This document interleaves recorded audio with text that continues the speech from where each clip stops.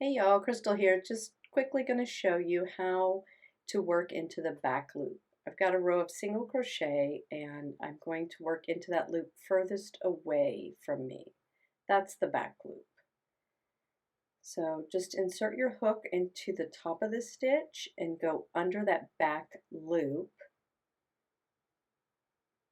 and then just make your stitches normal. I'm making single crochets here, so we just insert our hook in the back loop, yarn over, pull up a loop, yarn over and pull through.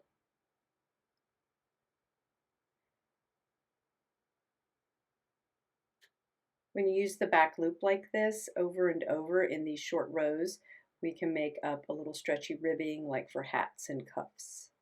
So I'll do one more row here for you.